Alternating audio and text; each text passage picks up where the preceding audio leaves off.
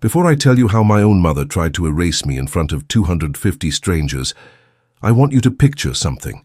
You are sitting at a table that was chosen specifically to keep you invisible.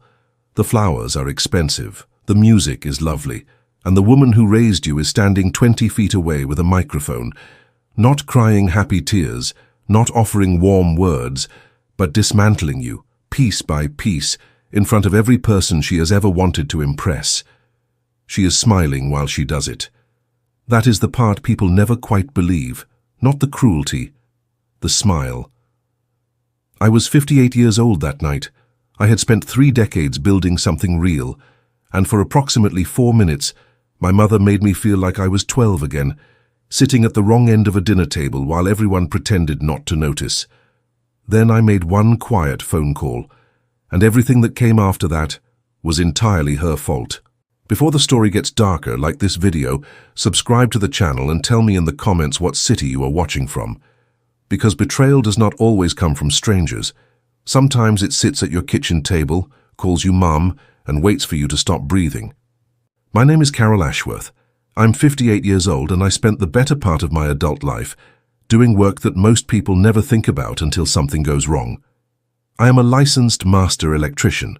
I started as a helper at 22, carrying cable through walls in new construction sites in Columbus, Ohio. When the winters were so cold, the wire stiffened in your hands. I worked overtime every season I could. I missed Christmases. I missed school plays. I missed my own birthday twice because a commercial job was behind schedule, and the crew needed me. By my early 40s, I had saved enough to start a small electrical contracting firm called Ashworth Technical Services. Nothing glamorous. Mostly industrial retrofits, commercial builds, the kind of unglamorous infrastructure work that keeps hospitals and schools running without anyone knowing your name. I built it slowly, honestly, and without a single loan I could not repay. My husband, Raymond, passed 7 years ago from a cardiac event nobody predicted. That loss carved something permanent out of me. It also left me running the business alone, raising my younger son through his final years of high school, and quietly rebuilding a life that had lost its center. Family, I believed, was what remained when everything else was stripped away. I held that belief longer than I should have. My older son, Patrick, is 34. He was always the one people described as charming, and they were right, in the way that word sometimes covers something harder underneath. He had his father's confidence and my stubbornness, but where Raymond used both to build things, Patrick used them to position himself. He married a woman named Simone 3 years after Raymond died. Simone was polished, precise, and made every family gathering feel like a performance review. The first sign I dismissed came at Thanksgiving 2 years ago. Patrick asked very casually whether I had updated the business succession documents after Raymond passed. I said I had handled everything with my attorney. He nodded and said nothing more. But something in the speed of that nod stayed with me longer than it should have. I told myself he was just being responsible. He had always been organized. That was probably all it was. It was not all it was. The questions started arriving in different shapes. At Christmas, Simone asked whether I had considered consolidating my personal savings into a family trust for tax efficiency. She had a friend in estate planning who could help, she said. I thanked her and declined. A month later, Patrick brought a printed summary of my business assets to Sunday dinner, unbidden, and asked whether I had considered stepping back from active management given my age and the stress of the work. I was 57. I was running 4 active contracts. I asked him to put the papers away. He did, but his jaw tightened in a way I remembered from arguments with his father. Then came the isolation. Subtle at first. Patrick would call my longtime business partner Lou Ferretti directly to ask him questions about contracts he had no reason to know about. He told my younger son, Derek, that I had been acting confused lately, forgetting appointments, making poor decisions. Derek told me this, worried. I was not confused. I was being repositioned in my own family's perception as someone who could no longer be trusted to manage her own affairs. The most chilling incident came when I discovered that Patrick had contacted my bank to inquire about adding a secondary account holder for what he described to the branch manager as elder care planning. The manager, thankfully, called me directly. I thanked her and said nothing to Patrick. I simply began paying closer attention. My younger son's wedding invitation arrived in February. Thomas was marrying a woman named Grace in a restored ballroom in downtown Columbus. I was genuinely happy. I had always been closer to Thomas, perhaps because he had been home when Raymond died, and we had carried that grief together. 3 weeks before the wedding, I was reviewing a vendor invoice on my laptop when I noticed an email thread I had been inadvertently copied on. It was between Patrick and a business attorney I had never hired. The thread was 8 messages deep. Patrick had been discussing the terms of a potential conservatorship petition, arguing that my age, recent business decisions, and social isolation made me a candidate for limited financial guardianship. He had submitted a summary of my assets. He had estimated the value of Ashworth Technical Services. He had asked specifically what documentation would be needed to move forward. The date on the first email was 4 months earlier. I sat in my kitchen for a long time without moving. The refrigerator hummed. A dog barked somewhere down the street. I did not cry. I felt something colder and far more useful than tears settle into the center of my chest. I closed the laptop, picked up my phone, and called my attorney. Over the following 2 weeks, I moved carefully and without any visible change in behavior.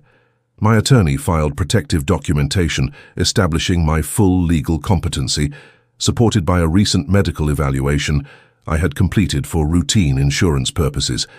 I updated every business document, every account authority, every access permission. I removed Patrick from the secondary notification list on my business insurance policy, a position he had asked to be added to 18 months earlier, under the guise of helping me stay organized. I met privately with Lou Ferretti and showed him the email thread. Lou had been beside me for 19 years. He looked at the screen, read it twice, and then sat back with an expression I will never forget. Quiet fury on behalf of someone he respected. He agreed to document anything Patrick had asked him directly and to preserve those records formally. I also made one other call to the event coordinator managing Thomas's wedding reception. I asked a single question about the vendor arrangements. The answer she gave me was interesting. I thanked her and wrote a note in my calendar. Then I got dressed, drove to the venue rehearsal, and smiled at my son and his bride like a woman who had not just spent 2 weeks quietly armoring herself for war. Thomas's wedding was genuinely beautiful. The ballroom had high ceilings, candlelight, round tables with deep burgundy linens. Grace looked radiant. Thomas cried when she walked in, which made me cry, which made Lou's wife, Barbara, cry, and for about 2 hours I almost forgot what was coming. Then Patrick stood for his toast. He spoke warmly about Thomas, then pivoted with a smoothness I recognized as rehearsed. He began talking about family legacy, about protecting what our father had built, about the responsibility of the next generation to steward what the previous one could no longer manage alone. He did not name me. He did not have to. Half the room understood exactly who he meant. I heard a few murmurs, saw a few glances. Thomas looked uncomfortable. Grace looked confused. When Patrick sat down, still satisfied, I stood. I had not planned to speak, but I walked to the small podium and took the microphone and spoke quietly and without any theater whatsoever.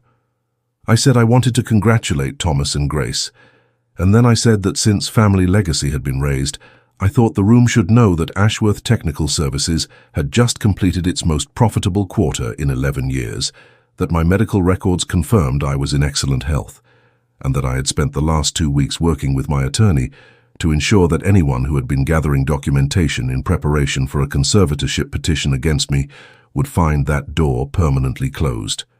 I looked directly at Patrick.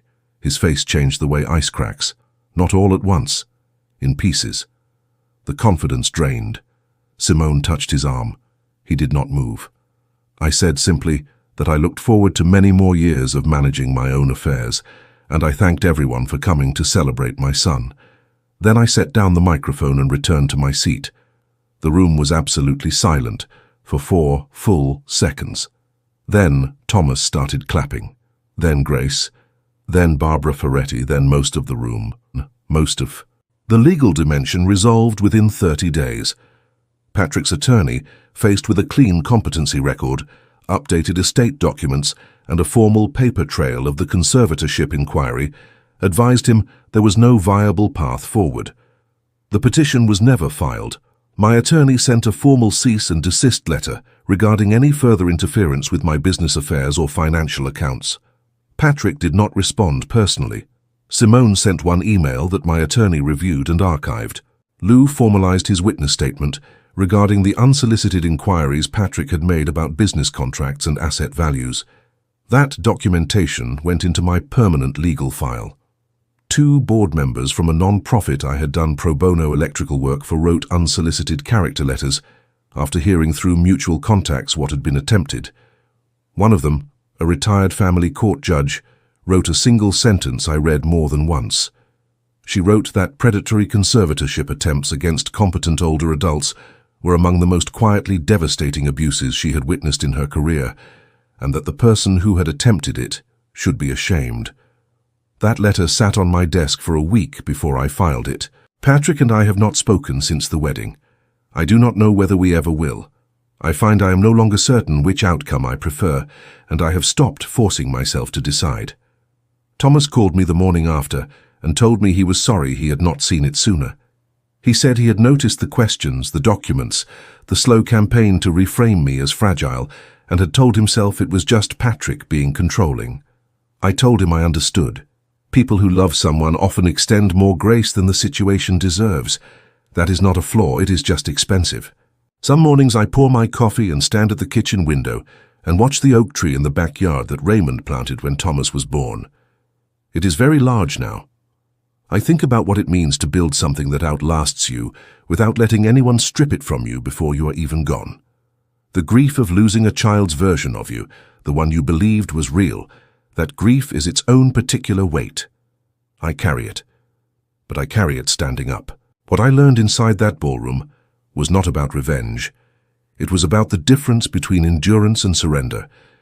I had spent years absorbing small humiliations because I believed patience was the same as strength. It is not. Patience is a tool. Surrender is a destination. There is a point where staying quiet stops being gracious and starts being complicit in your own erasure. I had reached that point.